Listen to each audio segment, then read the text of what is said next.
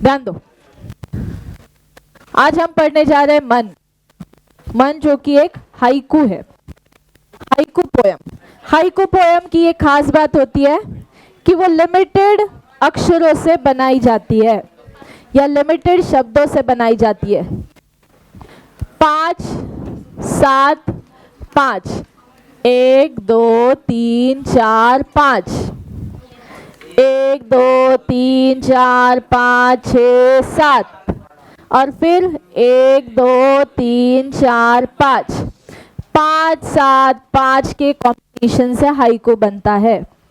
ठीक है, हमारे सामने तो 5 7 5 दिए, हर जगह आपको 5 7 5 ही दिखे, कहीं पर भी गिन लो। हाइकू एक जापानीज लेखन शैली है। जापान में इसको खास तौर पर लिखा जाता है या इस तरह से लिखा जाता है। इनका जन्म है 1983 गुना मध्य प्रदेश। परिचय में कहा है कि विकास परिहार ने 2000 से 2006 तक भारतीय वायुसेना को अपनी सेवाएं दी। उसके बाद इन्होंने पत्रकारिता के क्षेत्र में उतरने के बाद रेडियो से जुड़े और साहित्य में विशेष रुचि होने के कारण नाट्य गतिविधियों से भी जुड़े हुए हैं। हम जो पढ़ने जा रहे हैं वो एक हाइकू है। हाइकू एक जापान की लोकप्रिय काव्य विधि है। विधा, विधा यानी कला, आर्ट। और कहा गया है हाइकू विश्व की सब छोटी कविता कही जाती है क्योंकि इसमें बहुत कम अक्षर आते हैं। साथ ही साथ 5 दशक से हाइकू को खुले मन से स्वीकार किया है। कब से चल रहा है ये? 5वें दशक से लिखा जाता है हाइकू। हाइकू कविता के वर्ण जो होता है 5 7 5 17 वर्ण के ढांचे में लिखी जाती है, जैसे हमने देखा। प्रस्तुत हाइकू में कवि ने अपने अनुभव और छोटी छोटी विभिन्न घटनाओं को अर्थवाही सीमित शब्दों में प्रस्तुत किया है। तो शुरू करते कविता, ठीक है, जिसका नाम है मन। कवि कहते हैं, घना अंधेरा चमकता प्रकाश और अधिक। घना अंधेरा, बहुत ज्यादा अंधेरा है ना। हम कहते हैं ना घना जंगल, वैसे घना अंधेरा। ठीक है, कवि का कहना है कि घना अंधेरा चमकता प्रकाश और अधिक। घने अंधेरे में छोटी सी रोशनी भी बहुत अधिक चमकदार रूप से काम करती है। बराबर, बहुत ज़्यादा अंधेरा हो और वहाँ एक बैटरी का उजाला भी बहुत हमें सहाय करता है। बहुत ज़्यादा ऐसे मानो कि जैसे चमकता प्रकाश। बराबर, अब प्रकाश की कोई दिन में ज़रूरत नहीं होती क्योंकि दिन में तो बहुत उजाला हमें दिखाई देता है, लेकिन इसका महत्व कब पता लगता है? जब अंधेरा हो। बराबर, जब बहुत ज़्यादा अंधेरा हो तो प्रकाश बहुत ज़्यादा सहाय देता है, या बहुत कम प्रकाश भी हमें बहुत ज़्यादा चमकदार नज़र आता है। अब इतने सारे लाइट्स जले हुए हैं तो इसके सामने एक छोटी सी बत्ती लगा दोगे, एक छोटा सा टॉर्च जला दोगे तो उसका इम्पोर्टेंस समझ में नहीं आएगा। आएगा क्या? नहीं आएगा, क्योंकि बहुत ज़्यादा पहले ही उजाला है। लेकिन जब बहुत अंधेरा है, घना अंधेरा छाया हुआ है और उसमें एक छोटा सा टॉर्च जला दिया या एक छोटी सी दिया सलाई जला दी तो उसकी बहुत ज़्यादा रोशनी दिखाई पड़ती है ना। तो जितना ज़्यादा घना अंधेरा होगा चमकता है उतना ही ज़्यादा प्रकाश। इससे इतने प्रकाश के सामने में हम दिया लगाकर भी उसका उजाला या फिर उसके प्रकाश की कोई बात नहीं कर सकते। लेकिन जब अंधेरा होगा, जब बहुत ज़्यादा अंधेरे में हम कोई दिया जलाएंगे तो उस प्रकाश की कोई और ही बात होती है। उस प्रकाश में आपको ऐसा लगता है कि जैसे मान लो वो प्रकाश आपके लिए बहुत इम्पोर्टेंट है, वो आपको बहुत सारी चीज़ों के द्वारा लेकर जाता है। मान लो आपके हाथ में आप किसी घने जंगल से गुजर रहे हो, बहुत अंधेरा हुआ है दोनों तरफ, लेकिन आपके पास एक सिंपल टॉर्च है। उतने समय के लिए आपको वो टॉर्च का उजाला भी बहुत ज़्यादा महसूस होता है।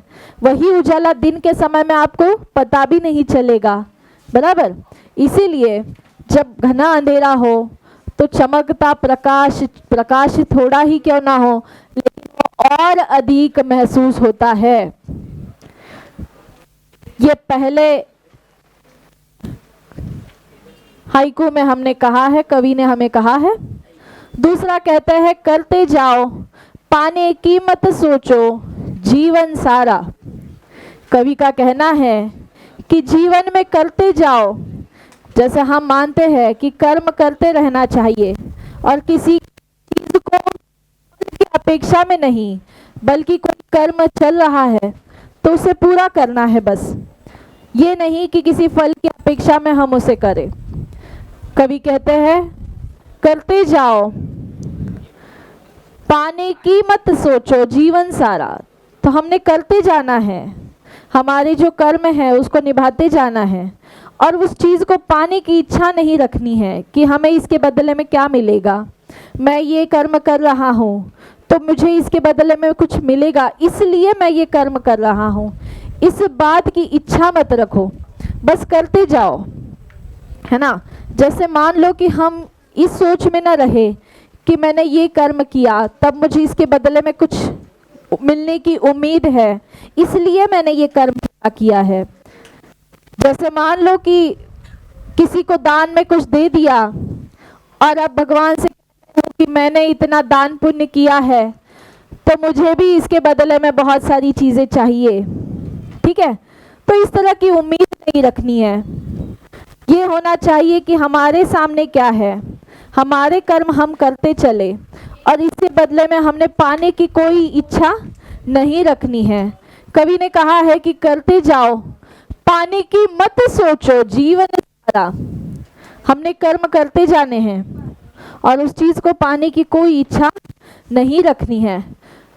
इच्छा इसलिए नहीं रखनी है क्योंकि ऐसा नहीं है कि कर्म करने की कोई इच्छा नहीं होती, लेकिन जब भी हमारे ऐसे कर्म हो कि वो हमारे लिए कोई ऐसी, जैसे मान लो कि कुछ उम्मीद के लिए कर रहे हो तो मत करो। हाँ, फल का जो कर्म का फल है वो तो अवश्य मिलता है, लेकिन उसकी उम्मीद ना लगाए बैठो कि मैंने ये कर दिया है तो मुझे इसका फल मिलेगा और मैं इस उम्मीद में ही बैठा हूँ, ये गलत होगा। हमने कर्म करते जाने हैं और इसकी अपेक्षा नहीं रखनी है किसी भी तरह से। आगे कहते हैं जीवन नैया मझधार में डोले संभाले कौन। तो अगर जीवन की नैया मझधार में डोलेगी तो कौन संभालेंगे। मझधार का मतलब होता है समंदर या नदी के प्रवाह के बीचों बीच आकर रुक जाना, उसे मझधार कहते हैं। मझ यानी बीच में, ठीक है। तो अगर आप मझधार में डूब रहे हो, ऐसे समय में आपको कौन संभालेगा, है ना। मान लो कि आप समुद्र में प्रवाह में या फिर समुद्र के बीचों बीच हो या नदी के बीचों बीच हो और अब तक का आपका सफ़र अच्छा रहा, किसी नाव में बैठकर आप जा रहे हो, लेकिन नदी नाव के बीचों बीच आते ही, नदी नाव के बीच नहीं, नाव नदी के बीचों बीच आते ही मान लो आपको समझ में आया कि नाव में कोई दिक्कत हो चुकी है, कोई छेद हो चुका है और जिसके कारण अब आपकी नाव बच नहीं पाएगी। नाव में आप बैठे हुए हो लेकिन अब नाव डूबने वाली हो, आप तैरना भी नहीं जानते, तो ऐसे समय में आपको कौन बचा सकता है। कोई नहीं, सिर्फ और सिर्फ आपका आत्मविश्वास, आपका करेज, आपके कर्म और आपका उस समय समय सूचकता क्या कहती है, यही बात आपको बचा सकती है ना। आप उस समय किस तरह से रिएक्ट होते हो, आपके पास कितना करेज है, आप किस तरह से अपने ऊपर आत्मविश्वास के साथ वहाँ से बाहर निकलने की कोशिश करते हो, यही आपको बचाएगा। तो कहते हैं जीवन नैया मझधार में डोले संभाले कौन। कौन संभाल सकता है ऐसे समय में मनुष्य को। आगे कहा है रंग बिरंगे रंग संग लेकर आया फागुन। जैसे मैंने कल परसों आपको हिंदी के मंत्र लिख कर दिए थे, उसी तरह हमारे मंत्र होते हैं चैत्र वैशाख ज्येष्ठ आषाढ़ श्रावण भाद्रपद अश्विन कार्तिक मार्गशीर्ष पौष माघ फाल्गुन। हिंदी में इनके अलग अलग नाम है। जैसे मराठी में फाल्गुन कहा जाता है, उसी को हिंदी में फागुन कहा जाता है। जैसे ज्येष्ठ कहा जाता है, हिंदी में जेठ कहा जाता है। जैसे श्रावण कहा जाता है, हिंदी में सावन कहा जाता है। तो इस तरह कवि का कहना है कि फागुन का महीना जो है हमारे लिए रंग लेकर आता है, क्योंकि इसमें एक बहुत अच्छा त्यौहार हम मनाते हैं, रंगों से भरा हुआ होली का त्यौहार। ये होली का त्यौहार हमारे जीवन में कई रंग भर देता है। कवि का कहना है कि ये फागुन का महीना भी इसी तरह हमारे लिए कई रंगों को लेकर आता है। जीवन में रंग भरने का ये त्यौहार है। इसीलिए कवि ने फागुन को कहा है, रंग बिरंगे रंग संग लेकर आया फागुन। फागुन का मतलब मराठी में फाल्गुन होता है। होली त्यौहार मनाते हैं हम इसमें, जो रंगों से भरा हुआ है। फिर कहते हैं कि कांटों के बीच खिलखिलाता फूल देता प्रेरणा। आप जितना सुंदर फूल होता है उतने ही उसके इर्द गिर्द कांटे लगे होते हैं, बराबर। अब कमल का फूल भी बड़ा सुंदर होता है, लेकिन उसके लिए आपको कीचड़ पार करना पड़ता है। गुलाब का फूल बड़ा सुंदर होता है, लेकिन उसके हजारों कांटे उसके आसपास लगे होते हैं। तो इस तरह कांटों में भी फूल जो होता है वो पूरी तरीके से खिलता है। ऐसा नहीं है कि उस फूल को कांटे नहीं चुभते, उस फूल को भी उस कांटों का चुभना सहना पड़ता है, लेकिन फिर भी वो हमें प्रेरणा देता है कि कितनी ही मुश्किलें आ जाए जीवन में, हम हमारा मूल स्वरूप नहीं छोड़ेंगे। उसके आसपास कांटे हैं इसलिए वो कठोर बन गया नहीं, वो तो वैसा ही है ना, कोमल, सुगंध देने वाला, है ना। उसने अपना मूल रूप नहीं खोया है। वो इतने कठोर कांटों में होने के बावजूद भी वो अपने मूल स्वरूप पे कायम है। वो अभी भी लोगों को सुंदर सुगंध दिए जा रहा है। वो अभी भी अपने उस कोमल स्वरूप में है। उसमें अभी भी विभिन्न विभिन्न रंग बैठे हुए हैं। कई मधुप उस पे आकर बैठ जाते हैं रस पीने के लिए। तो कवि यही कहते हैं कि कांटों के बीच खिलखिलाता फूल हमें प्रेरणा देता है कि कैसे अनन्य कितने ही मुश्किलें आ जाए, लेकिन हमने अपना स्वरूप नहीं खोना है, हमने अपने अस्तित्व को कायम रखना है, हमने अपना काम पूरा करना है। जैसे एक कांटों में भी आसपास बड़े कांटे हैं, इसलिए फूल खिलने के बजाय कली बनकर ही नहीं मुरझा जाता, उसका वो काम पूरा करता है, वो फूल का पूरा स्वरूप बनेगा। वो पूरा फूल बनने के बाद, उसका अस्तित्व पूरा करने के बाद वो नष्ट हो जाता है। ऐसा नहीं कि मैं जब फूल खिलूंगा तो मुझे कांटे चुभेंगे, मेरी पंखुड़ियाँ खुल जाएगी तो मैं फूल बनूंगा ही नहीं। इस तरह से वो अपने जीवन को वही नष्ट नहीं कर देता है, ठीक है। तो इसीलिए कवि कहता है कि कांटों के बीच खिलखिलाता हुआ फूल हमें बड़ी प्रेरणा देता है। भीतरी कुंठा आंखों के द्वार से आई बाहर। भीतर यानी अंदर, दुख मन में होता है ना। दुख आंखों को नहीं होता, कभी भी दुख मन को होता है। कोई किसी ने कुछ बुरा कह दिया, दुखी आंखें नहीं होती, दुखी मन होता है ना। लेकिन आंखों को मन का दुख दिखाने का द्वार कौन है? आंखें हैं। दुखता मन है, लेकिन प्रदर्शित कौन करती है? आंखें। आंखों के द्वारा आंसू छलक आते हैं और हमें लगता है कि हाँ, यह व्यक्ति दुखी है ना। तो आंखें जो होती है ये हमारी मन की भीतरी कुंठा यानी मन में जो दुख है ना। कुंठा यानी कोई पीड़ा, दुख जिसे कहते हैं। तो कवि कहते हैं कि भीतरी कुंठा को प्रदर्शित करने वाली कौन है? आंखें है। दुखता तो मन है, पीड़ा तो मन को हो रही है बहुत ज्यादा। मन है दुखी, उसे नहीं अच्छा लगा, आंखों का इसमें कोई सवाल ही नहीं आता, बराबर।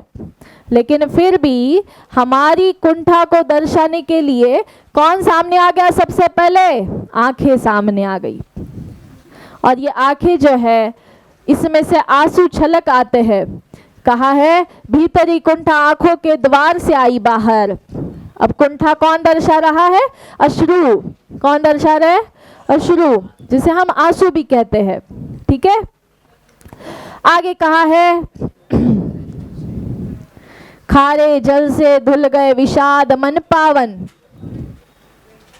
खारे जल से धुल गए विषाद मन पावन। जल खारा है, जल खारा है, धुल गए विषाद। विषाद का अर्थ होता है जैसे पाप जो होता है, कोई अभिलाषा पूरी न होने पर मन में होने वाला खेद, है ना।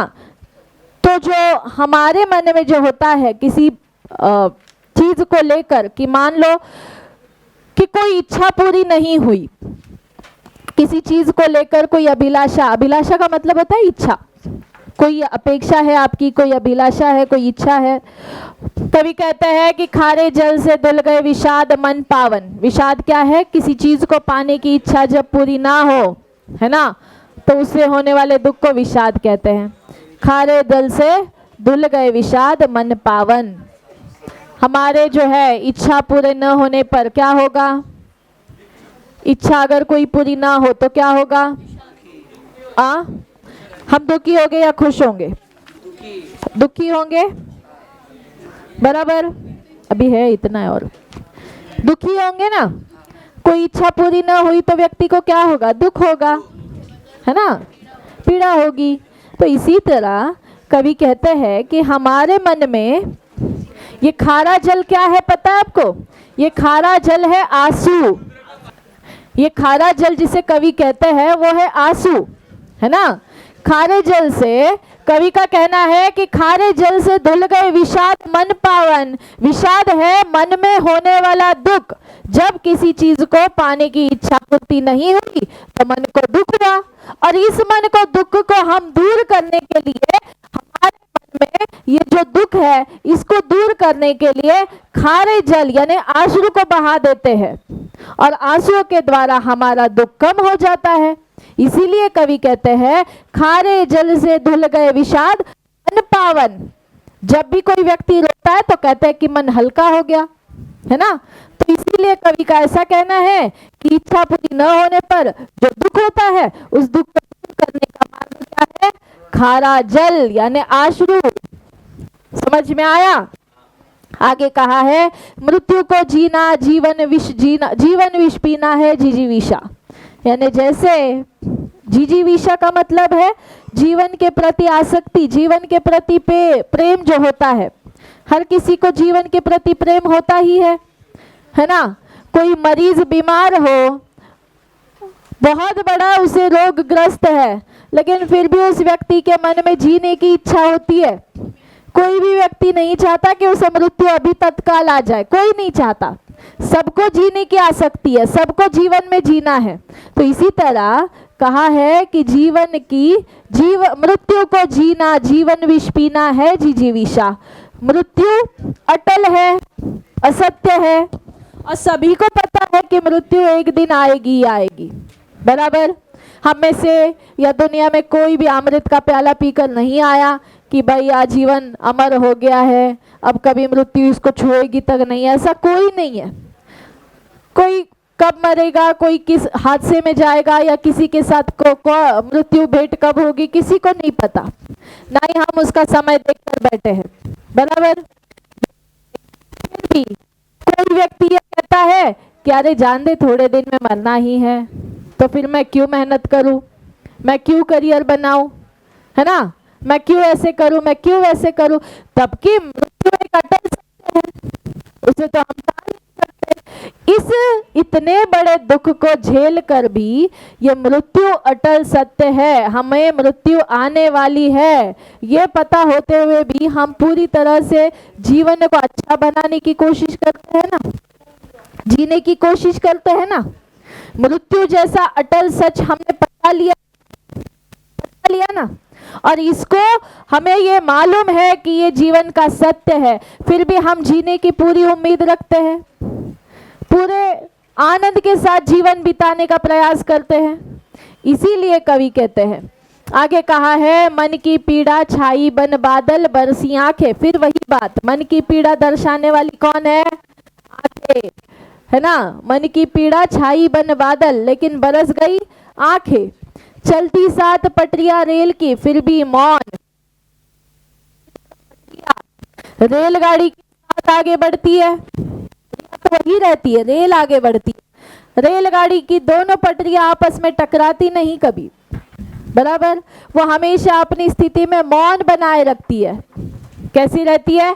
मौन बनाए रखती है। रेल की पटरियां चलती तो साथ में है, दोनों पटरियां साथ चलती है, लेकिन फिर भी कैसी है वो, बिल्कुल मौन। उसके जो वाहन चल रहा है उसको डेस्टिनेशन तक पहुंचाना यही उसका काम है, और वो अपना काम बखूबी जानती है और निभाती भी है। वो अपना रोल पूरा कर रही है कि कैसे तरीके से, मौन तरीके से, किसी भी तरह का कोई शोर नहीं रहता।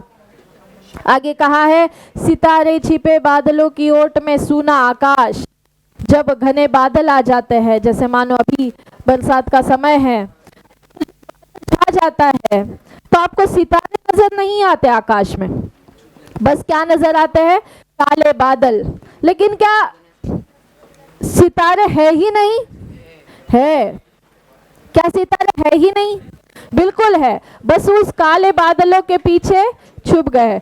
कल जब ये काले बादल हट जाएंगे तो फिर एक बार सितारों को चमकने का मौका मिलेगा, मिलेगा ना। जीवन में भी कई बार हमारे जीवन में काले बादल छा जाते हैं दुख के माध्यम से। क्या इसका मतलब क्या कोई सितारा हमारा चमकेगा ही नहीं? ऑफ कोर्स चमकेगा, है ना, बिल्कुल। लेकिन कब? जब ये दुख के काले बादल हट जाएंगे तब।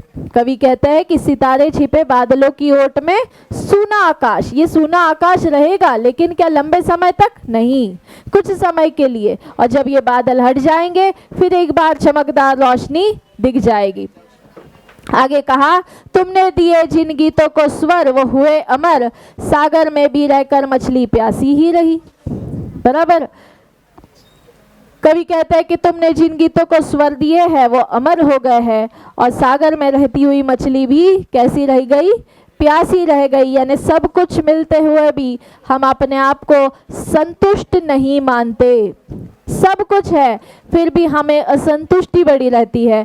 हमें रहता है कि मेरे पास ये नहीं, मेरे पास वो नहीं, इस तरह का असंतोष भरा जीवन। इसीलिए कवि कहते हैं कि सागर में रहकर भी मछली कैसी है? प्यासी ही है। तो ये है हमारी हाइकू मन, जिसके बारे में हमने पढ़ा। ठीक है, ये जो ऐसा स दिखता है इसका मतलब होता है संज्ञा, है ना। ये हिंदी, क्योंकि हर शब्द हिंदी से नहीं आता, बहुत सारे शब्द और भाषाओं से भी लिए जाते हैं, तो इसका मतलब होता है संज्ञा। हिंदी संज्ञा, संज्ञा, संज्ञा, इस तरह से लिखा जाता है। चलो, तो ये होता है यहाँ पर खत्म।